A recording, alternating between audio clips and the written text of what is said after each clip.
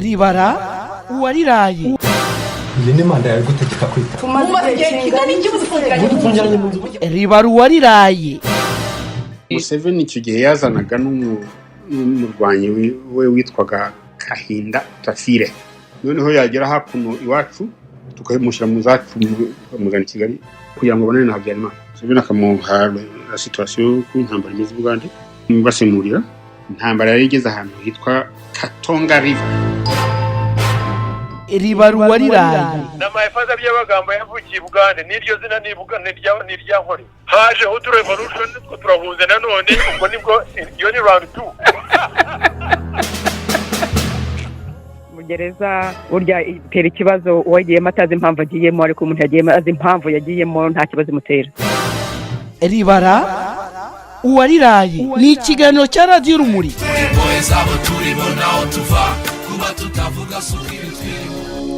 Ijoro ribara uwariraye, ijoro ribara uwariraye, ni twebwe tuzabura isi kuko twamenya amacakubiri, ni twebwe tuzahamya ubumwe kuko twagiriwe urwango, tuzaba abahamya b'urukundo.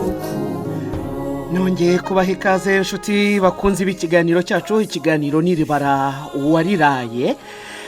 Ngira ngo rero bakurikiranye ibiganiro byacu by'ubwashize mwumvise ko twatangiye kuganira ku kibazo cy'amoko mu Rwanda. Mu gice cya mbere twaganiriye na Madame Chantal Mutega ndetse na Bwana JJ Bosco abatubwira ku bijyanye n'inkomoko ndetse n'imiterere n'icyaba gituma mu by'ukuri habaho amakimbirane amaze imyaka yakunze kugaragara cyane hagati y'amoko y'Abahutu ndetse n'Abatutsi. Abatwa bo bakaba kenshi badakunda kuvugwa muri aya makimbirane nubwo nabo abahitana. Reka mbibutse ko mu kiganiro cy'igice cya mbere twagisozereje aho Chantal Mutega yavugaga ko ari umututsikazi ariko washatse mu bwoko bw'Abahutu. Kuba yarashatse mu muryango w'Abahutu ibi byatumye abo mu muryango we badataha ubukwe ndetse ntibanamusura igihe yarashatse umugabo w'Umuhutu. Nyuma y'iki kiganiro igice cya mbere twabonye ubutumwa bwinshi cyane butugaragariza ko mwakurikiye iki kiganiro kandi mukaba mwarashimye ko abantu bashobora kwicara bakavuga ibijyanye n'ibibazo by'amoko bisanzuye. Gusa nanone reka mbabwire ko hari abaduteye amabuye batubwira ko ibyo twavuze ku bibazo by'amoko tutagombaga kubivugira mu ruhame kuko ubundi ibingibi bivugirwa kenshi mu masaro. Reka nshimire abatanze ibitekerezo byabo kuri YouTube channel yacu ya bomboribombori ndetse hari n'abatwandikiye. Reka mbasomere bumwe muri ubu ubutumwa mwatugejejeho hanyuma tuze kwinjira mu gice cya kabiri. Nk'uyu nguyu avuga ko yitwa Mariana yanditse agira ati komera Chantal Mutega, pole rwose ko famiye itaje mu bukwe cyangwa ngo bagusure, urakoze cyane. Ibi ni bimwe bitavugwa nyamara bikenewe kugira ngo tugere ku ntego yo kwiyunga nk'Abanyarwanda. Ati twese turabikeneye. Uwiyita Davina aragira ati ariko je navukiye mu Murera ndahakurira, Umututsi yaranenwaga cyane mu Ruhengeri. Abari bahatuye bagendanaga ubwoba kuko abantu ntibatinyaga kubita inzoka mu nzira, ku buryo bo batangiye kuhahunga mbere y'ahandi hose kubera gutinya urwango Abahutu batatinyaga kubereka. Uwiyeta ikindi aragira ati muravuga ku bagabo bashakaga Abatutsi, ariko ku giti cyanjye nabajije abakobwa batari bake impamvu bagiye gushaka Umuhutu. Bose icyo bahurijeho bambwiye ko bashakaga akubaka. Bambwira ko Umuhutu iyo yagukunze akubwiza ukuri ko bahahira ingo zabo, naho ngo Abatutsi bicisha urugo inzara bagahimana ubutindi bagasambana nk'isasi. Byatumye nsubiza, akomeza agira ati byatumye nsubiza amaso inyuma ndeba imiryango n'abaturanyi sanga ko abakobwa b'Abatutsikazi bafite ukuri. Naho uwiyita Nsengiyumva aragira ati bwana mukunzi, iki kiganiro cyanyu nagikunze cyane, ariko by'umwihariko nakunze abatumirwa bawe Madame Chantal Mutega na Bwana JJ Bosco. Amoko yacu twayisanzemo tutabisabye niyo mpamvu aho kuvuga ngo ntabaho hagamijwe ubucakura ivangura no kwikubira nk'uko RPF ibivuga, ntekereza ko yarashatse kuvuga RPF, akomeza agira ati tugomba kwatura tukayavuga nk'uko twabikoze muri iki kiganiro. Naho uwiyita Claudie aragira ati ariko ntimukabeshye, kuva mu mwaka wa mbere kugeza mu wa 8 nigishijwe n'abarimu b'abatutsi, uretse umwaka wa 4 uwa 5 ndetse n'uwa 8. Ati kandi niganye n'abatutsi kuva mu wa mbere kugeza mu wa 8, nta mututsi wigeze uba uwa mbere cyangwa uwa kabiri uwa gatatu se. Iyo yakoraga ishyano yazaga ku mwanya wa 4, igihe cyose abahutu n'abahutukazi nibo babaga aba mbere, aba kabiri ndetse n'aba gatatu. Ubutumwa bw'abatwandikiye ni bwinshi, mbanyuriye ku babutwoherereje banyuze kuri email. Uyu nguyu yatwandikiye ari mu gihugu cya Korea y'Amajyepfo, yanditse atanga igitekerezo agira ati ubutaha uzanonosore iki kiganiro ushyiremo umuntu uvuka ku moko yombi, ati se ari umuhutu nyina ari umututsi, badukorere debate. Akomeza agira ati izaba ari nziza cyane kuko haraho abo batumirwa bawe bageraga bagategwa gato, ariko imvange izakubwira byose kuko nta kubogama kuzaba guhari. Naho uwiyise Role Canada International aragira ati gira amahoro ahoraho nyakubahwa Rubensi, ukaba intore itarumikwa. Arakoze cyane.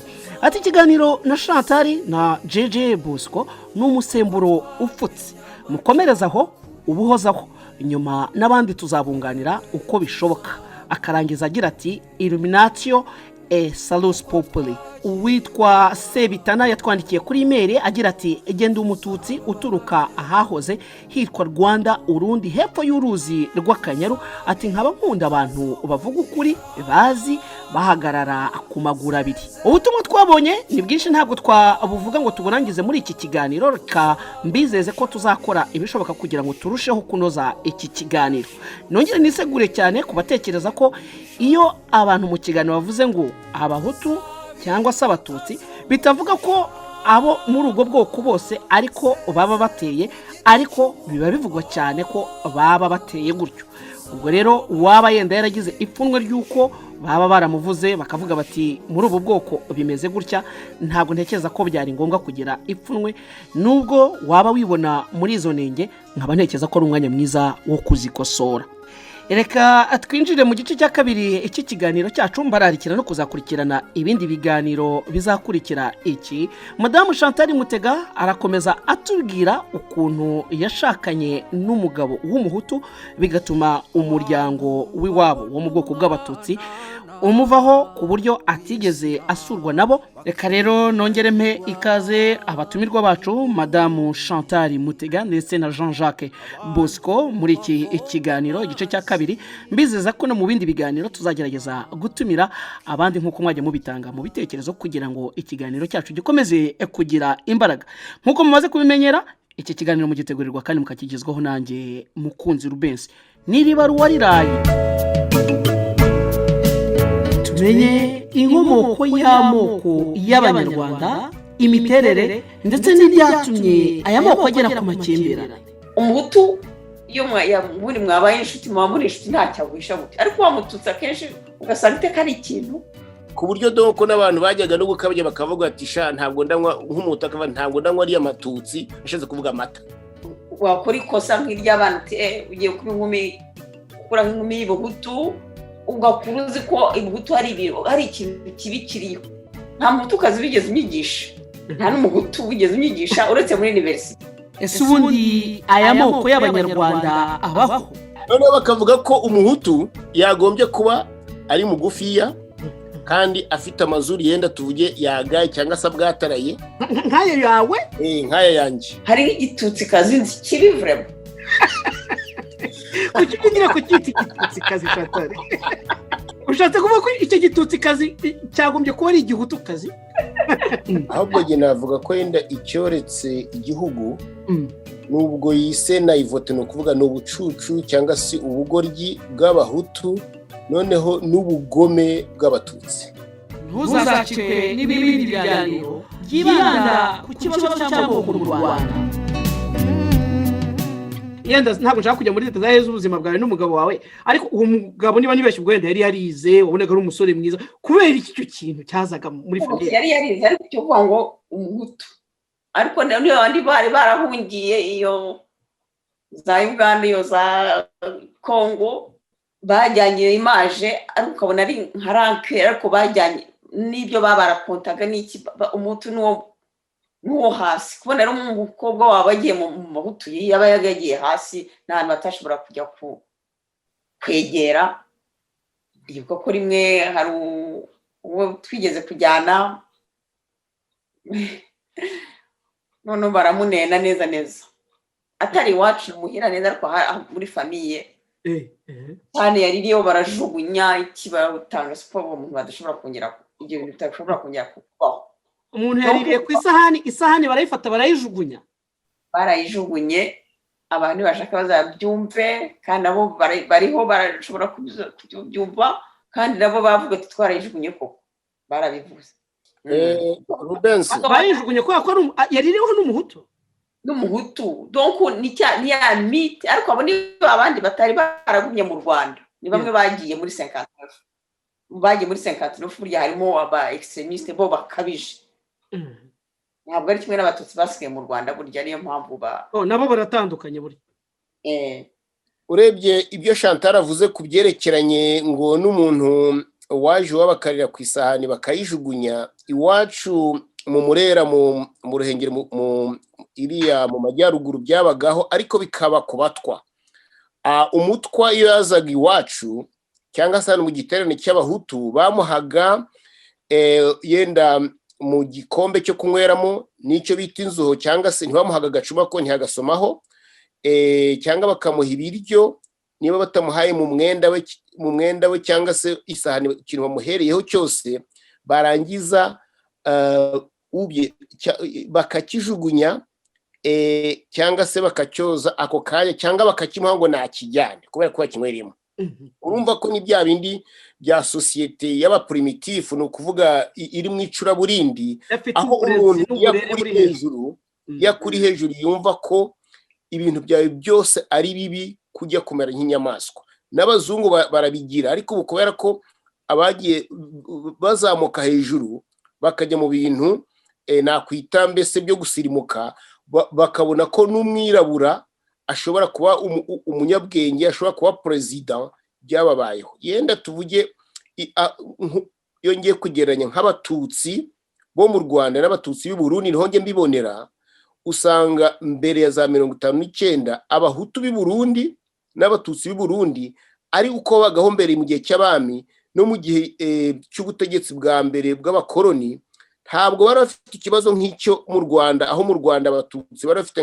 nka icyo nakwita ubutegetsi bwose monopoli 100% ku bahutu muri tura duce navuze two mu majyaruguru i Burundi wasangaga abatutsi b'abami bitabaganwa barongora n'abahutukazi ibyo bigatuma nta kibazo kiba abarundi bagize ikibazo gikomeye cy'ubwoko bw'abahutu n'abatutsi ari uko impunzi z'abanyarwanda ziyo 59 abatutsi b'intagondwa babandi babaheza nguni Chantal yavugaga ari nabo bishe na premier ministre w'i Burundi ariko ntabwo ngiye muri ayo mateka ku buryo noneho ahubwo abatutsi bajya kumera nk'abatwa yenda niba ikiganiro bazanseka bakomoki Bururi abandi batutsi bitaga ko ari nk'abatwa nibo bafashe ubuheza nguni bigira abatutsi mu rwego rwo hejuru ari nabo bakindaguye bariye bahutu muri za n'umwami w'umuganwa bakinegwa n'abandi batutsi bene wabo bakeya ariko aragatsiko k'abatutsi bamwe bisi ntagondwa atari abatutsi bose b'abarundi muri rusange bivuze ko rero abo batutsi b'i Burundi abandi bari barabaciye bameze nk'abatwa cyangwa se abantu bo hasi bafite uwo mujinya ariko babaho mu gatsiko kabo bonyine kimwe n'uko abatutsi bo mu Rwanda bategekaga ari nabo nkeka ko bakoraga yenda icyo nakwita ingengabitekerezo y'ubuheza nguni kuko ngenda kubwira ko iwacu habaga abatutsi bitwa abagogwe ikintu cyabarangaga baragiraga inka bake bagahinga muri abo ngabo ariko wabonaga basabana n'abandi kubera ko ntabwo bigeze bajya mu kintu cy'ubwami yenda ubu ngubu nibwo numvise ko abagogwe ari bo bagiye mu ngabo za FPR ko barabwira ati namwe mwarakandamijwe cyane cyane bari barahunze bo muri za Masisi n'ahandi Bugande reka muze ariko jyo numvaga abagogwe biwacu cyangwa se abo twari tuzi dukura mu ruhengeri rw'umurera mu ruhengeri kera akenshi babaga bazi ko uri ari umututsi w'umugogwe ariko bakavuga turi umututsi n'umuhutu ariko bakavuga uri umunyaruhengeri mwagera ni Kigali bamufata mbere y'undi muntu w'umuhutu ukomoka handi kubera ko ari umunyaruhengeri gusa ari mwene wabo. Wagarutse ku kintu cyiza kijyanye no kuba community y'abanyarwanda cyangwa umuryango w'abanyarwanda hatarabayeho ikintu cyo kwiga no gusobanukirwa n'uburere bushingiye gusobanurira abantu kutagombye kunena umuntu kubera icyo aricyo. Ndavuga iki kiganiro nk'umunyamakuru ariko nayindi umunyarwanda nibuka kera jewe sogokuru twabaga mu bice bya za Butare ariko nibuka ko sogokuru yatungaga amatungo atandukanye inka ihene noneho akagira n'umwihariko wo kugira intama ariko ndakubwiza ukuri ko iyo sogokuru yabakaga intama icyo gihe abaturanyi bacu bose ubwo twashobora kumara nk'amezi 6 twitwa ko turi abatwa cyangwa turi abarozi ugasanga hari stigma yatubayeho byanze bikunze ku buryo udashobora kujya gutira umuntu igikoresho cyo mu rugo kwa kundi ubwira umwana uti jya kuntira isafuriya kwa runaka cyangwa se ntibaze no kuyigutira kwa kubumva ko watetse mu yana ako karagaciye. Mu gice cy'ikiganiro cya mbere twibanze cyane ku bijyanye n'imiterere imimerere yabo muri aya moko navuga ko cyane twibanze ku Bahutu n'Abatutsi ariko ntibyatujije no gukomoza kubatwa. Tubona ko hari ibivugwa mu bwoko bw'Abahutu abantu bavuga bati Abahutu bateye gutya Abatutsi bateye gutya yewe n'abatwa nabo twabakomojeho nubwo tutabonye umutwangwa atubwira ibibavugwaho. Nagira ngo noneho twinjire mu gice turebera hamwe ikibazo cy'ubushyamirane bw'aya moko bwaba buva kuki duhereye kuri kubyo twavuze mu kiganiro tuvuga tuti Abatutsi biyumvamo ikintu cyo kumva ko ari abanyabwenge bwa bucakura mwavuze n'abakunda kuvuga ikintu cya supremacy aho biyumvamo ko bari hejuru y'abandi. Nagira ngo turebe niba kuko byaba atari byo byaba byarazanye aya makimbirane yaranze no kumena imivu y'amaraso kandi bigatuma bamwe bameneshwa bamwe bajya ku butegetsi ari Abahutu Abatutsi bakarusohoka Abatutsi barujyaho bajya ku butegetsi Abahutu bakarusohoka. Reka turebe Chantal Mutega nongera kwibutsa ko abadukurikirana muri iki kiganiro nongera kwibutsa ko Chantal Mutega we aturuka mu bwoko bw'Abatutsi akanabivuga rwose ashikamiye kandi nta rwo yagombye kubizira n'ibitekerezo avuga muri iki kiganiro nizere ko ntawe birubuze kuza gukomeretsa. Chantal Mutega tubwire ubona ubushyamirane bwaranze amoko y'Abahutu n'Abatutsi bwa buterwa n'iki buturuka kuki buturuka kuri ya mimerere twavuze mu biganiro byatambutse bituruka kuki cyane ubwo ndavuga uko mbitekereza ariko ubwo Jean Jacques nawe arabyongeramo muri histoire abazana amakuru ya fait historique ariko njye mbona nyine iriya supremacy ni ikintu gikomeye gituma niyo ntandaro yari amashyamirane y'Abanyarwanda cyane Abahutu n'Abatutsi. Abatutsi nyine kubera supremacy yabo kubera kwiyemera kubera ko badashobora gutegekwa kandi ari bakeya bagomba gukoresha none bwa bwenge bwose cyangwa ubucakura bwose bashyiraho imigani yo kubeshya ngo nta mwami nta mvura umwami adahari imvura ntiyagwa inka zateka ngo ibiki byose ndetse muribuka ko bajya ku umwami ari wavuze ngo niwe watangiye kuvuga ngo n'abagore nibatore mu Rwanda kuko yarizeye ko abagore bazatora ko ubwami bwagumaho kuko yarazi ko abagore nyine batsimbaraye kubyara kw'inka kw'iki byose ariko baza kwibeshya basanga nyine abandi barakoze Abahutu barakoze propaganda ihagije ku buryo abagore batatoye iby'umwami. Bwa bushyamirane rero bukaza cyane n'ubushyamirane nyine Abatutsi iyo baza gushyira hasi hamwe babonye ko ibintu biriho birevuriwa muri 59 ntabwo byaje nabyo brutalement byatangiye imbere bibona 50 na kangahe biza n'abapadiri babwira abami bati nimurebe harimo akarengane iyo baza kwemera nabo bagashyira mu gaciro bakavuga ati bakemera kugabana bakemera ko abahutu nabo ari abantu bashobora gutegeka no aho kugira ngo batsindamize ndumva nabyo byari byo muri 1959 ntibyari kuba birabaye rero baragiye bajyanye inzika nako abenshi bagiye ko banze gutegekwa ntabwo ari ukurya abahutu babirukanye bagiye ko banze gutegekwa n'abahutu gutegekwa n'abahutu nicyo cyatumye bagenda barabyanga ntabwo ari uko abahutu bavuga ngo nimutuvire mu Rwanda cyangwa iki byose baranze baragenda bajyana uwo mujinya bagumana inzika noneho aho kugira ngo aho bari muri kondisiyo mbi z'ubuhungiro zirazwi aho niho noneho nayanzika na bwa bugome bwongeye bakumva ko bazakora uko bashoboye kugira ngo baze bagaruke basubirane ubutegetsi bwabo burya na bya bindi by'ibyitso burya ntabwo ari ibintu by'imigani byari biriho twari ibyitso burya rwose ntabwo bayikitso iwacu ntabwo njyewe iwanyu wenda turaza kubigarukaho yego byo nyine burya baraza bakaza gutata uko mu Rwanda bameze bukaza bakabaho abantu bakigira nyine inyoni nyinshi bakiriye abantu muri famiye gusa ariko boherezwa ahantu gutata ahantu gutya muri amayeri nyine menshi cyane ariko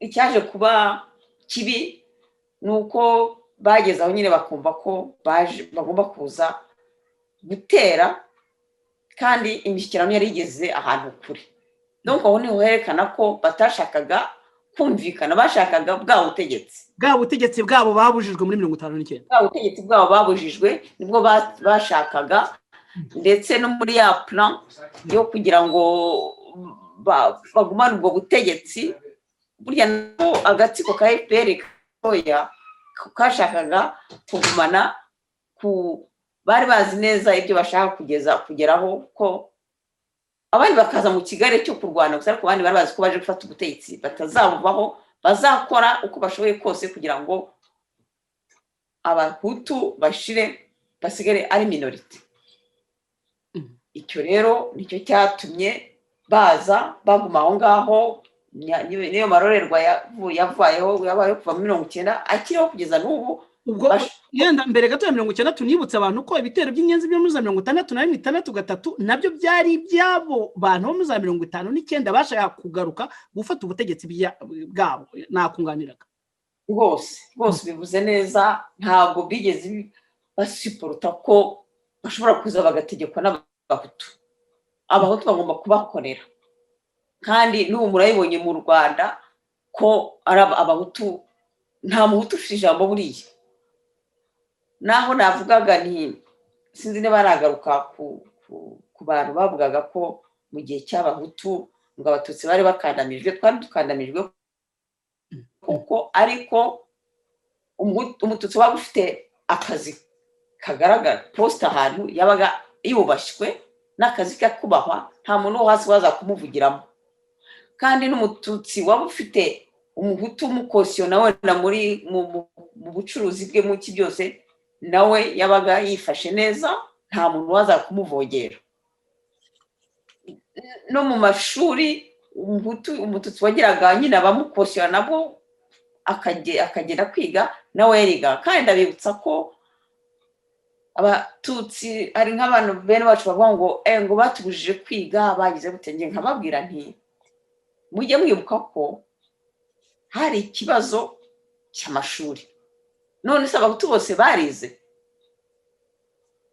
kuki umuntu yajya kuvuga ngo bambujije ishuri kuko nari umututsi nteba hari n'abahutu benshi bose batabonaga amashuri kandi nabo babaga bafite amanota ariko ndetse ahubwo wanareba ugasanga abatutsi barigaga vraiment ntabwo byaje kuba bibera muri 73 ariko nabyo birahosha ariko nta marorerwa nta nzika y'abahutu yigeze ibaho nk'iy'abatutsi inakomeje kuyogoza u Rwanda kugeza ubu inzika no gushaka kugumana ubutegetsi bakica kwica umuntu kugira ngo kubera ubutegetsi byagiye mu maraso buryo kandi sinicyo gihe abatutsi nyine tubiriya bari baragiye muri 59 bavuga ko nanjye muri famiye barimo baremeraga ariko hari n'abatutsi baragumye imbere bamwe bohereje abana babo kuri front baguyemo ariko umuntu yagera akavuga ati haguyemo nose bari bagiye bitwaje ishapure se bamugana nabo bari baje kwataka abandi nabo bagombaga bashobora bari ntabwo turabarira ariko nabo bari baje kwica abandi jewe ndabivuga gutyo ejo zabantuka ariko giye ndivuga uko umuntu mbona ntekereje navuga nti yego umuntu wese yarapfuye n'uwo kuririrwa ariko ntabwo najya ngo inkotanyi zadukubitiwe gufuna abana bari twabohereje nshobora kumva umuntu avuga ati baramaze babohereza gisiki kandi ko wagera ukavuga uti nibyo nose bari bagiye kubohereza ngo baje bica abandi ibyo Rwanda ni ibintu by'amasobe iyo mishyamirano yari ikwiye kugabanuka yari ikwiye guhagarara ariko se JJ Bosco iyo mishyamirano zahagarikwa gute zavaho ziti zavanwaho n'iki wanyunganira JJ wa mugani mwunganire tuze kubona kujya ku bindi bibazo mbere yuko yenda twinjira okay yego nkuko bivuze yenda uravuze uti na n'umutanga amajambo umunyamakuru Rubensi yaravuze ati iriya supremacy yenda abatutsi bagira yenda rakatwite supremacy nko kwisumbisha abandi kumva kusumba abandi niyo nakwita supremacy ariko yenda mubona ikindi kinyarwanda kiza twagishyira mu kwisumbisha abandi ibi ngibi nkeka ko ibi byose byajyanye n'ubutegetsi twakomeje kuvuga ko niba yenda nk'abatutsi baragize amahirwe yo kumenya gucabiranya reka mivuge gucabiranya yenda kuva mu 1950 ku gihe cya Ruganzu Ndori bakabasha kwagura u Rwanda bica abami b'abahutu abo bita banzera ya Muramira bita bamashira n'abandi abami b'abahutu bitaga abahinza abami b'abatutsi n'abami ariko bose imigenzo yari imwe bategekaga ku buryo bumwe bose bagiraga ingoma ziriya ngoma za Karinga n'ibiki abakurikira amakuru bavuga ko ingoma nyinya yabikuye ku bami b'abahutu ugasanga yenda kuva mu 1530 Ruganzu Ndori abashije gusa nk'afashe u Rwanda arugize igihugu kimwe gifite forme imyaka hafi 400 abantu bategeka abandi ni myinshi ku buryo ibisekuru bigenda birangira abantu bavutse babona abuzukuru ibisekuru bose bagira amateka y'ubutegetsi bagira amateka avugwa nta muntu wamara imyaka 400 ngo yumve ko abo bantu badakomeye mu mitwe kuko ntabwo yakumva ukuntu bategetse abandi ni nk'ibi tubona muri Amerika tukavuga tutse kuki abirabura bagiye arabacakara amazi imyaka ingi bakaba ariho bari muri rusange ro bakinnye kuki byagenze bita ariko kubera ko abazungu bakoze uburyo bwo kubakandamiza mu mayere bakagenda hose bahazitira n'abatutsi nkeka ko barabizitiye mbere yuko abazungu baza bakabavangira ni niyo mpamvu abatutsi nkeka ko bikoma ababirigi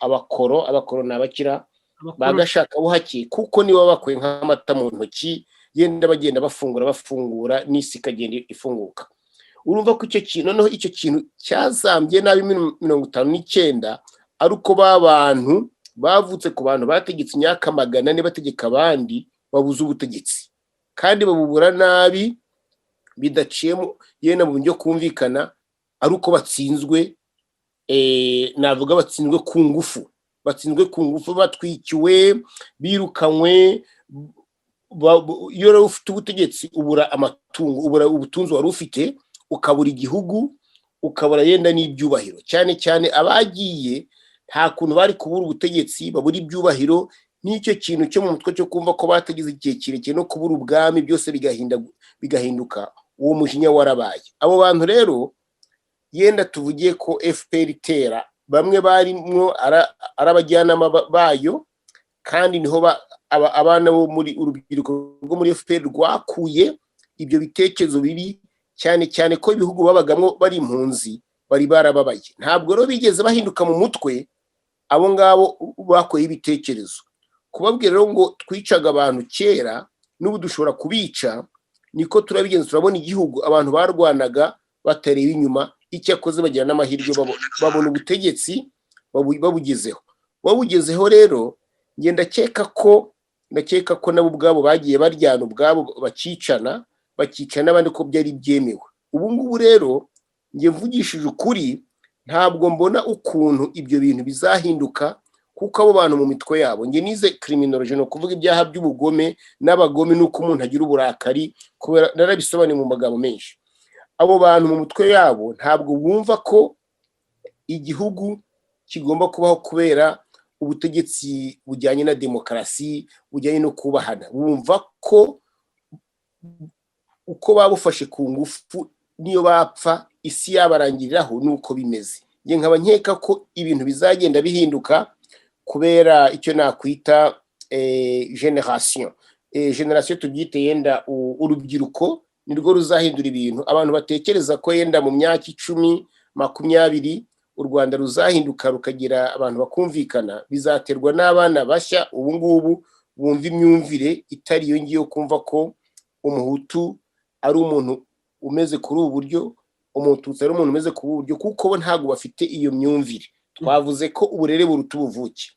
Bitabujije ko abantu mu miryango imwe nini barezwe ku buheza nguni, barezwe ku cyo nakwita kwisumbisha abandi, bazaba bake ariko nabo bakabura isoko ry'ibyo bitekerezo.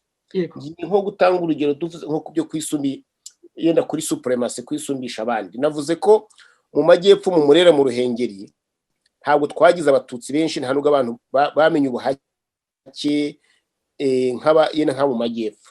Bivuze ko twe dukura iyo waba ufite ubutunzi, ibyo bita abakonde, mufite amasambu menshi, mufite ibindi byose, ukabona abantu yenda n'urugero ntanze baje kubakorera mu mirima bakenera mu bintu byose, wumvaga mu mutwe ko abo bantu bazapfa bakennye, ko bazapfa bagufiriye. Ndetse wabona n'umuntu yenda akiga amashuri akayarangiza akaba umwarimu cyangwa se akaba undi muntu nakwita ufite umwanya ukomeye, ariko abantu bakavuga ngo uriye ngo no mu bakene, ngo bari abakene, niyo bari ministre ngo sumukene se, kandi ubivuga atazi no gusoma no kwandika ko akomoka mu muryango w'abahutu yenda b'abakungu bakiri. Uriya singuriya ngo yabikisi, uriya singuriya ngo yaba burugumestre yaba prefe, ngo sumu bakene se, nkaho we adafite uburenganzira bwo kuba nk'abandi. Ibyo rero nkaba bishushanya nko kubatutsi n'abahutu mu gace bayoboraga iwabo, bagiraga nabo aba bagaragu kandi nabo bafata nabi banasuzugura. Ibi rero navuze ko biri muri kamere muntu, ku buryo ku kibazo cy'abahutu n'abatutsi nta kuntu abatutsi bari kubura buriya butegetsi ngo bagende batarakaye bavuga ati bya bicucu by'abahutu twari tuzi ko ari bicucu bitwatsa ubutegetsi. Ikindi cya kabiri banashyirago n'amagambo avuga ati bakunda impuhana abanyabwoba. Nkeka ko no kugira ngo revolution ikorwe mu 1959 igera amahane, nuko abatutsi bumvaga ko ibintu bitari guhinduka, ko nta kuntu baba bafite ingabo barazigize imyaka magana n'amagana badashobora kugira ngo bahangane n'abahutu babumvishe ku mbaraga, atari kuvuga ngo bumvishe mu mategeko.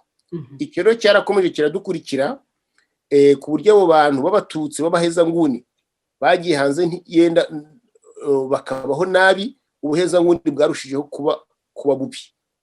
Bivuge bisubiremo, niba bitarabashiye kubibaza bikosore, kimwe nuko n'abahutu basize bisha abantu muri 1994 genda ni mu Rwanda. Nabonye abahutu bibirara, abahutu bandi bica abantu, narabibonye narabyiboneye. Abo ngabo nabo abari mu mashyamba no mu buhungiro, hari abavuga bati biriya byakozwe ni bibi, n'inkotanyi ziri gukora bibi. Ariko rero nsubiye mu Rwanda sinabikora, sinatekereza nkuko nabibonye, ahubwo nabihagarika.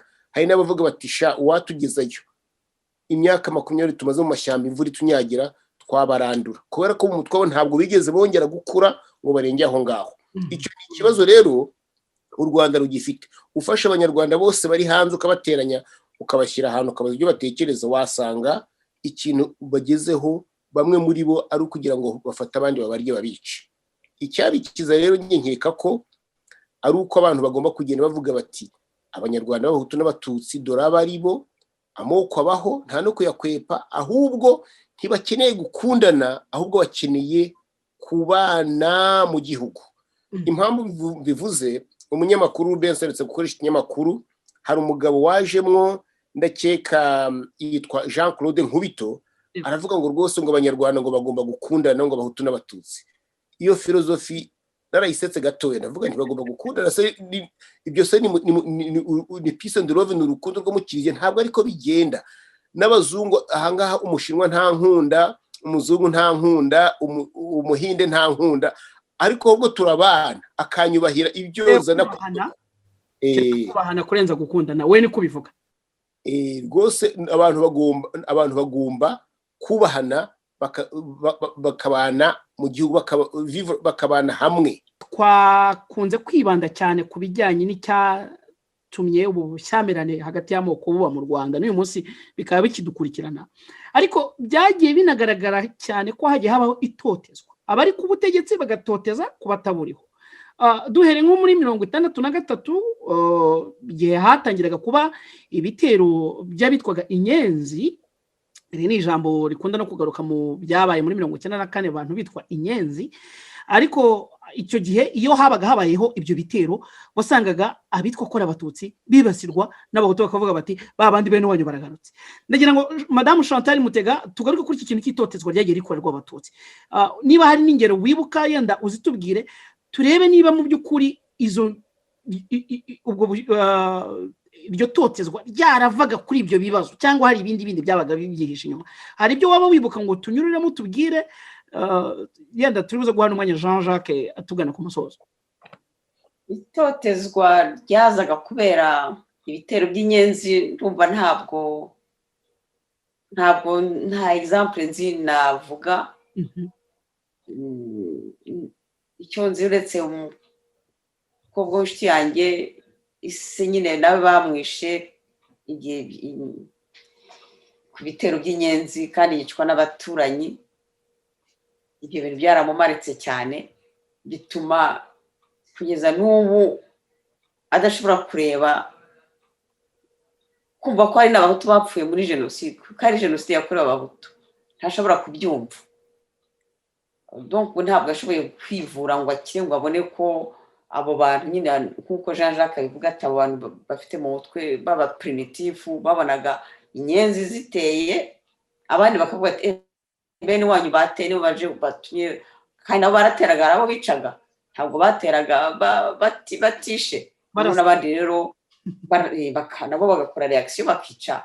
Ni reaction y'abantu primaire, ni batabona ko niba baje gutera, ariko abaturanyi ntacyo babigira, ntabwo aribo baje kwica, usibye ko nabo nyine harwo babahishe za nyenzi, bimwe muri za nyenzi. Donc kumva ari ibintu, hari urusobe, habaye urusobe, ariko ibitero by'inyenzi, akarengane n'abana narabonye nta mukaturukaga agiye ku bitero by'inyenzi ibyonzi. Yego, reka dufate nko ku ngero, hari izo nanjye nzi yenda jyewe mu gihe cy'iterwa cy'inyenzi yenda ntabwo nari mpari, ariko mu minsi yashize hari abatutsi b'inyamata bemeje ko igihe habaga ibitero by'inyenzi, iyo babaga babibwiwe ko inyenzi zizatera, abo mu bwoko bw'abatutsi bakaba babibwiwe, noneho baba banasumbirijwe bagahisha za nyenzi. Ibyo byari bizwi, baranabyivugira uyu munsi, abantu benshi barabyirata, ahubwo ati twahishaga inyenzi, ati noneho twazabona bigize gutya bagacayuka bakongera bagasubira i Burundi.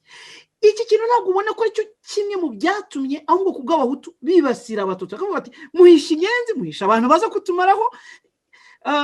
Noneho nko muri za 70 nyuma yaho bigatuma batashobora kubemera kujya mu mirimo ya leta.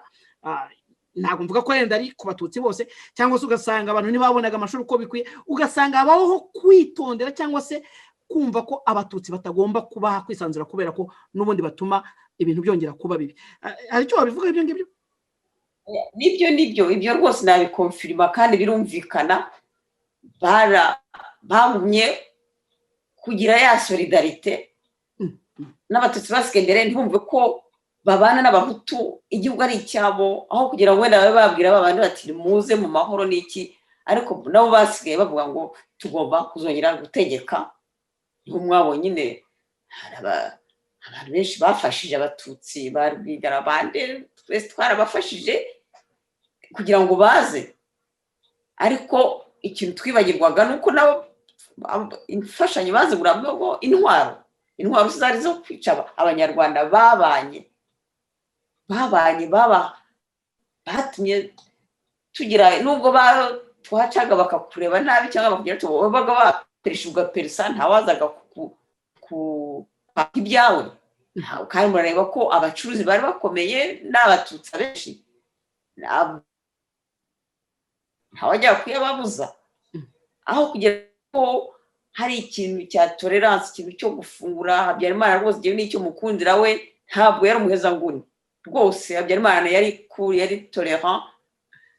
Habyarimana ntabwo ari umuhezanguni kandi bavuga ko ari we bapfa Chantal. Oya, ntabwo ari we vraiment baramubeshyera.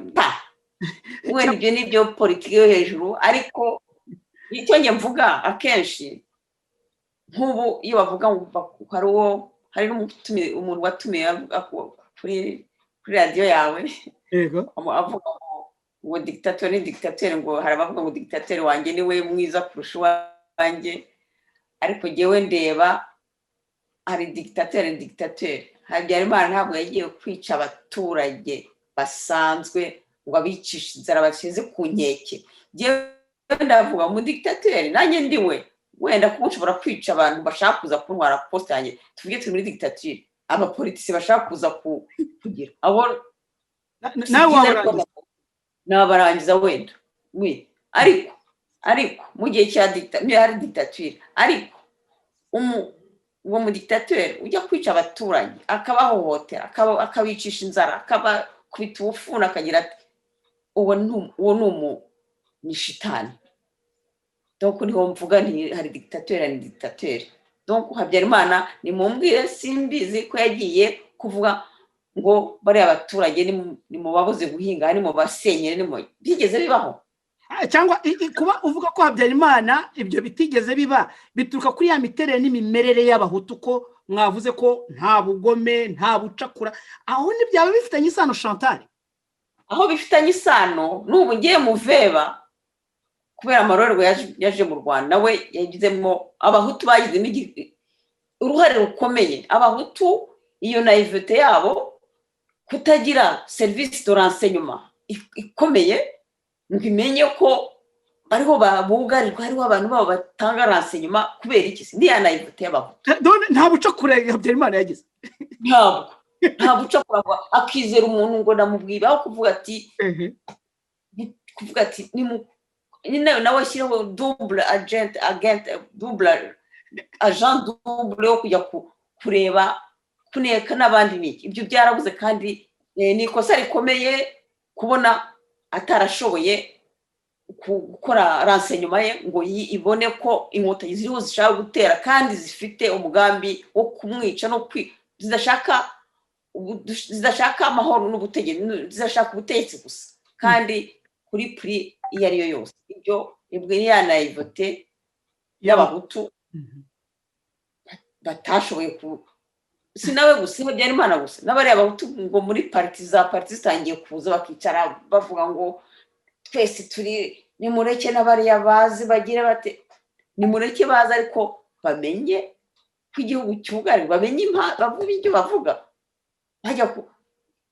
Habyarimana yishwe no kutagira abantu bagizo n'abantu badakunda n'igihugu, n'abahutu ntibakunda igihugu, bari bafite nabwo uburakare buvuga ngo Habyarimana yatugize atya. Harimo na cya kibazo cya Kigana Ndugana byo, reka tugire amaparti Habyarimana tumusuzuguye, tumwereke ko tumusuzuguye, hanyuma bajya muri iyo muvance n'inkotanyi ziratera zifite umugambi, ntibagira umuntu ufungura amaso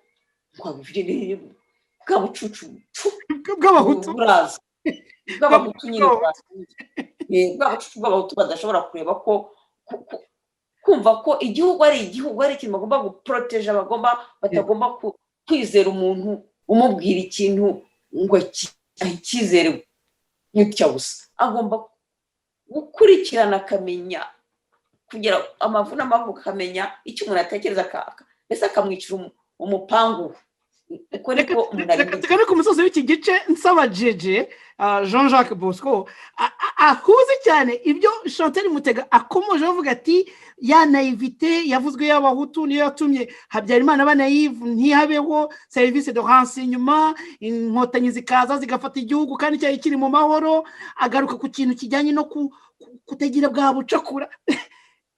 Jean-Jacques Bosco nawe ni kubibona nk'uko Chantal abivuga cyangwa ubona hari ibyo Chantal yavuze bitari byo ku byahoretse igihugu igihe Habyarimana afite ubutegetsi noneho tugana ku musozo w'iki gice? Urebye nkeka ko ntaho ntandukanira nawe nta na hamwe, ahubwo njye navuga ko yenda icyoretse igihugu nubwo yise naivete no kuvuga no bucucu cyangwa se ubugoryi bw'abahutu noneho n'ubugome bw'abatutsi. Donc ubucucu bw'abahutu ubugome bw'abatutsi nibwo byoretse igihugu, kuko umuhutu nk'uko yabisoye muri ayo magambo avuye ku butegetsi ndetse ajya kure, hajya kuva mu 1964 mu bitero by'inyenzi wavuze no ku butegetsi bwa Kayibanda. Nkavuga ko habaye ubucucu mu myizo ya mbere, kuko inyenzi izo ngangurarugo ziyemeje kuba ingenzi z'abatutsi iyo zateraga zivuga batwatse ubutegetsi, tubaye imbwa, tubayeho nabi, abagore bacu bona turi abagabo, bona turi imbwa, turi impunzi, baratubwira ngo ni abagabo bashoboye kurwana, reka tujye gutera twiyahure tugaruza igihugu uko byagenda kose dushake n'abadufasha. Abahutu rero bakavuga ati baraje barateye, reka tubarwanye, kandi dufite ibikoresho bya gisirikare ababiryi baduhaye n'abazungu baratwumva turi ku butegetsi, nitwe turi ku butegetsi. Umuntu buryo iyo umuntu afite ubutegetsi ibihugu biramwemera, n'ubu FPR ifite ubutegetsi ibihugu birayemera, ibyo twasakuza n'abandi basakuza byose. Noneho ikosa nkeka ryabaye nuko kuvuga ngo umututsi yaba yahishe inyenzi atayihishe, ngo uramwishe cyangwa uramwangaje kubera ko yahishe mwene wabo. Ayo ni amakosa mabi yabaye, utari ngewe Jean-Jacques nabikosorane. Uwo muntu wamufata ukavuga uti ko wahishe mwene wanyu, mbwira impamvu wamuhisha. Akavuga ati ariko ni mwene wacu, ni mwene mama, ni umuvandimwe wanjye, ndifuza ko nawe aba hano. Ntabwo namuvuga ngo yaje nzi ko afite akababaro ndanabibona yenda mukeneye ahangaha. Bakavuga ati nariko bimeze, mwebwe muri abaturage b'u Rwanda, muri abaturage bacu, turabyumva, ntimuzatatire yenda ubusugire bw'igihugu, ariko turakora imishyikirano na bariya bantu tugabana igihugu bagaruke. Kubagira banze hanze ni ikosa Kayibanda n'ubutegetsi bwe bwakoze. Abaparimehutu n'abandi bantu bo mu butegetsi bwe baranyu bavuga ati hari n'uwo nabaje aravuga ati ariko sha ntabwo z'abatutsi, atabatutsi bashaka ubutegetsi nkaho abahutu batabushakaga nabo, niyo bwanara bagwiririye bagomba kugabana igihugu. Gusa nkavuga ni bya bindi amakosa yakozwe ku gihe cy'abatutsi, amakosa yakozwe ku gihe cya Repubulika ya mbere n'iya kabiri, niho ubwenge bwabo bayobozi bwari bugeze. Turabarenganya ariko nta bundi bwenge bari bafite burenzeho. Chantal yavuze ati nabano banyamashyaka, ndetse yenda nshobora no kwikomanya twagira mu nkuko yenda yavuze ati nikomye Habyarimana, batwagira mu ngo n'amashumi ye, baravuga bati ni igihugu cyasenyuka ariko Habyarimana agashwanyuka, yenda niyo nabyumva yava ku Rwanda, ariko twe tukabona ubutegetsi Habyarimana akagendera mu uretse ko nganira na twagira mu ngo ya magambo yarampakaniye ko atari cyo yarashatse kuvuga. Uzampa ikiganiro nganire nawe, tuzamutumira mu kiganiro cy'ubutaha. Noneho rero nkaba mvuga ko ngewe ibyo wavuze Chantal ntabyo yabonye, ngewe baga nk'ahantu nakwita mu giturage muri province mu Murera, bambwiraga ko hari abatutsi bahunze iwacu bagenda muri za 64 ntibagarutse, yenda abahutu bagura ibintu byabo, ndetse n'abihishe iwacu muri 64 iwacu mu rugo ndavuga twahishe nako ni papa sinabahishe nari impari. Hari n'abandi bantu ujya wumva zanshiri bishwe. Iyo nsomye cyane usanga deja igihe inyenzi zateye mu nshiri n'ahandi, abatutsi benshi barapfuye, abandi barahunga bagirirwa nabi, kubera ko abaturage bafite imbaraga. Ibyo bintu ku baturage b'igihugu badafite imbunda, ntabwo nge nabyemera ko umuturage yazira ko yahishe mwene wabo. bamufata bakamuziza icyaha cyo guhisha umuntu, nkeka ko kitarenza gufungwa amezi 6, ahubwo bakamwigisha uko yagombye ukunda igihugu nabo bakagarura abandi. Kuri Habyarimana aribyo twavuze by'ivangura, Chantal yavuze ati habaga ivangura. Nkeka ko ikibazo cyabaye kuri Habyarimana nawe, kubera ko Habyarimana w'umuhutu mwise ngo ni nako, kubera ko abahutu bavuze ko ari abantu donc batagira ibyo bitaho, nayifu, reka tubite ibicucu ngo twakoresha ayo magambo, ariko bitavuze ko abahutu bose batwumva ari ibicucu. Turi kuvuga muri rusange imyitwarire, imyifatire. Ubyuma ntiyumve ko ari igicucu ahari, ahubwo yisuzuma avuge ati koko ndamutse nshushanyije umuhutu namuhiye mico nk'umuntu donc ujijutse. Nkeka ko Habyarimana ikibazo yagize ntabwo ari icye, ahubwo nawe kubera ko yafashe ubutegetsi akoze amahano yo kwica abantu, yenda yashatse kwiyerekana neza, aravuga ati ubwo yewe niba mfashe ubutegetsi ngomba kugira icyo ndega uyu muhutu mugenzi wanjye, yenda nkaba nakwereka abatutsi bo ko yewe ari njye bazaniye amahoro kurusha abandi, kugira ngo banyibone kurusha uwo mu bihe byashize, ushobora simbuye. Ariko yibagirwa kuko icyo gihe ikibazo cy'amoko nticyagaragaraga, ahubwo hari ikibazo cy'uturere, amajyaruguru n'amajyepfo. We aragihomahoma, ahubwo aravuga ati buriya njyewe ubwo abahutu twafashe ubutegetsi tukaba dufite ingabo hafi 90% n'ubutegetsi administration hafi 80-85%, reka ndebe ukuntu donc twakomeza uko nguko abo batutsi b'impunzi banahunze tubibagirwe, bafataga n'umubare wabo bakawugira mukeya. Ariko usomye usanga hanze hari ibihumbi byinshi cyane, hari nk'abarenga 200-300. Igihugu gifite abantu b'impunzi bavukiye mu gihugu icyo gihe bakagera kuri ibyo bihumbi, baba ari benshi. Habyarimana yakoze, nanjye ndabimurega, byo kuvuga ngo nibahame iyo bari, ntabwo ubwenge bwabo muri politike bwari bwinshi, nabo bafatanyaga ubu bari mu buhungiro babyumve, ndabibabwiye, ubwenge bwabo bwari bukeya, kuko kiriya kibazo ntabwo bakirebye mu mizi, cyari kigifite ingufu. Nge ntabwo nifuza ko umuntu yaba hanze igihe ashaka kuza mu Rwanda. Kiriya kibazo cy'impunzi ntabwo bagifashe uko cyari kimeze. Ntabwo uciye mu ijambo yego ibyo, ariko se ibande kuri 93 bamaze gusinya imishyikirano, aho yewe niho ndeba Habyarimana yari yemeye niba arakunga donc yaramaze kubona nta yindi shuwa afite bagomba kugabana, donc yari yakoze pa, ariko biranga kubera bwabo kwisumbisha, bashaka kuza bashaka ubutegetsi, bafeza sambura ko bakoze shamayero kugira ngo bakore amarorerwa bakoze bashaka ubutegetsi. Donc wenda Habyarimana na Kayibanda babakondana, ariko aye moment de l'histoire baremeye ati tugiye kugabana. Nabyo ugenda ukondana abantu kugeza ahantu uvuga uti hano bari bakoze foro. Ngewe ako kantu ndakavuga nk'umuntu usesengura ibintu bya politike. Buriya iyo violence ni ikira, violence ni ubugizi bwa nabi buzana ubundi bugizi bwa nabi. Twavuze ko ubugizi bwa nabi bwo muri 59 n'ubwa mbere 59 abatutsi bagiraga ku bahutu cyangwa abahutu bagize ku batutsi bwabaye bubi. Ni ibintu rero bijye mu mitwe y'abantu. Abantu bari baraheze hanze b'impunzi bakoze uburyo bashobokiye kugira ngo batere u Rwanda. Buriya impamvu batemeye iriya mishyikirano nuko yenda abantu bakunda kuvuga ngo ni ibintu ngo byampatse ibihugu ngo byita geopolitike.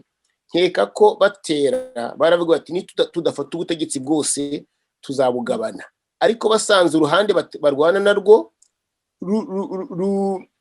rworoshye ruri faible, baravuga bati ariko ibi nabyo ntabyo turi gukora. Bariya abantu nta nubwo bakomeye, kuko tutabakuraho tukajya kubatsinsura tukareba ko bizagenda. Bageze mu Rwanda babona barabatsinsuye bose. Burya rero iyo abantu barwana nkuko nabivuze, buriya mu Rwanda abahutu n'abatutsi kuva mu 1930 dufite ingengabitekerezo y'ubugome muri twebwe. Ubonye yacundi rwaho yamwaka byose. Nanone mu byerekeranye n'abantu barwana, nge ntabwo njya mbiha ingufu, kuko n'abasirikare b'u Rwanda uko barwanya iriya ntambara yenda baravuga ngo barayirwanyisha, ariko ngiye kubera ko nabonaga bariyo nkeka ko ari icyo twise patriotisme nawe wakivuze. Bariya basirikare n'abanyapolitiki ntabwo bagize patriotisme, kuko nta na hamwe ingabo zitsindwa ruhenu na diplomasi igatsindwa ruhenu. Noneho iyo bivuze diplomasi ni abari ku ruhande rwa Habyarimana hariya amashyaka muri opposition bagatsindwa ruhenu bakagenda nk'imbwa zimenya umuhini. Biriya ni amakosa abantu batazagera n'igihe bayasobanura. Ahubwo rero yenda umuntu aho bizakosorerwa niko nabivuze, ni abantu bagenda bakavuga twarabibonye uko bigenza. Nta bantu bazima b'abatutsi bavuga bati tubihagarike, n'abahutu bazima bakavuga bati tubihagarike, dukore sosiyete nziza ibereye u Rwanda, kuko niba ni by'amaraso tumaze kujijuka ntabwo tukiri aba primitif. Nako nagira ngo nongereho. Urakoze cyane. Umunota umwe kuri buri muntu dusoza iki kiganiro, mbaze ikibazo kimwe, kuko bigaragara cyane ko haba ku bahutu hari inenge, haba ku batutsi hari inenge, haba no kubatwa nubwo batakunda kuvugwa cyane mu butegetsi bw'u Rwanda hari inenge, ariko hari n'ibyiza. Mwakunze kugaruka cyane ku bucakura, ku cyo umuntu yakwita ubucucu, butari ubucucu kuko ntacyo umuntu azi, ahubwo hari icyo umuntu yenda yaba yirengagiza, n'izindi nenge zigaragara ku moko y'Abanyarwanda. Nongera kwisegura cyane kubumva iki kiganiro, ntibizigire uwo bisisereza mu bwoko ubwo ari bwo bwose ngo yumve ko ibi twabikoreye kugira ngo dukomeretse abantu mu moko baturukamo. Ibi turi kubivuga ntacyo dufite inyuma, kuko nibwo buryo bivugwamo. None ikibazo cyane ni iki? Chantal Mutega, uturuka mu bwoko bw'Abatutsi kandi uzi inenge zibavugwamo, uzi n'ibyiza namwe bibavugwamo. Ni iki cyakorwa kugira ngo za nenge ya mico myiza mufite muyihuze n'iy'abahutu n'abatwa, noneho tubashe gukora neza igihugu cy'u Rwanda kitabonekamo iyi violence twabayemo imyaka n'imyaniko? Mu munota umwe niba bishoboka. Icyo ni ikibazo cyiza, cyangwa ni phrase nziza umbajije. Navuga nti usibye abantu bake b'imbarwa mu bwoko bwombi bashobora kuvuga ati twebwe, donc ndavuga bakuze bakavuga ati ibintu twabayemo n'amatiku n'amarorerwa, ntabwo ari byo mu Munyarwanda. Rwanda umuntu ni umuntu, kiremwa muntu ni kiremwa muntu, tugomba gushyira hamwe tukabana tugasangira ibyiza. Ariko icyo mvuga ntabwo bishoboka. Ariko urubyiruko ngewe ndarwizeye, nkurikije n'urubyiruko mbona bahagurutse bafatanije rwose, bizarangira kandi bidatinze. Kariya gatsiko niko kabitindije gusa, kakajya gutsikira, naho ubundi bizarangira ko dufite urubyiruko rwabihagurukiye. Turimo turava muri ya primitivite Jean Jacques yavuze. Niba mbyumva neza, urumva hari icyizere cy'uko urubyiruko rw'ubu rutazagira izo ngorane rwose. Jean Jacques Bosco, urabona ko abantu baravuga bati nta moko y'abahutu n'abatutsi abaho n'iki, ariko kubera ko yabayeho niyo utayemera ugomba kwemera ko ibintu byabaye imyaka irenze 400 ukavuga ngo ibyo ndabisige ngo ntibyabayeho ngo nakoze iki. Ntabwo ari byo. Ahubwo uravuga uti ubwo babishyizeho bikaba byemewe, ntabwo twakwemerera abantu kugira ngo babyitwaze babyinagaza abandi cyangwa se bazamura ubwoko bwabo. Reka twemere ko abahutu n'abatutsi ntacyo batwaye, twabivuga tutabivuga, ahubwo tubiganireho niba icyo kibazo kuko kirimo, kuki abantu batasangira ibyiza aho bari. Abantu bazabitangira ni abakirero. Sindabona abatutsi bavuga bati twebwe turi abatutsi n'abahutu turi abatutsi, twarizera dore ngo dufite n'abantu ngo b'abanyabwenge cyangwa se bita ngo ni reka tubite inyangamugayo. Bakavuga ati iki kibazo turagifite, nicyo kidutandukanye, tugikure mu mizi tukiganireho, dukora iyo deba niyo yaba itari mu gihugu ariko abantu bakabivugaho. Niyo babiganira bakavuga ati niko twe tumeze, niko tubyumva, dushobora kumvikana. Ariko usanga umututsi abikwepa akavuga ati niba rwose utegetse bw'abatutsi it's fine, navuga iki se?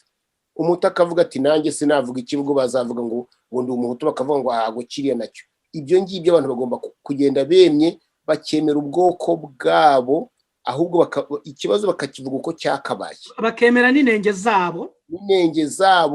Twavuze ko ubutegetsi bwagize abantu bicucu, tuvuga ko n'ubutegetsi bwagize abantu b'ubugome, kandi ni ku mpande zombi. Ibyo rero umuntu avuze ngo reka ngo ntabwo twatsinze, ngo ntabwo twabaye naive. Mwabaye naive, mwaratsinzwe. Ngo ntabwo dongo turabagome kandi mwarakindaguye abantu, mwarabikoze. Ahubwo kuki bitahagarara ubu ngubu?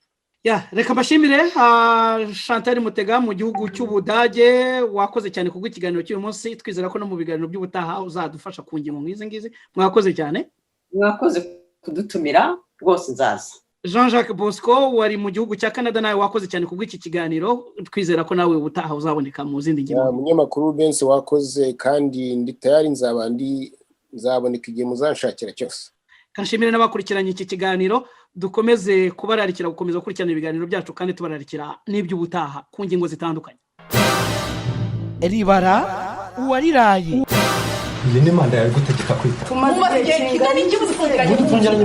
Ribara Uwariraye Museveni icyo gihe yazanaga n'umurwanyi we witwaga Kahinda Tafire noneho yagera hakuno iwacu tukahimushyira mu zacu muzana i Kigali kugira ngo babone na Habyarimana Museveni akamuha la situation ku intambara imeze i Bugande basemurira intambara yari igeze ahantu hitwa Katonga River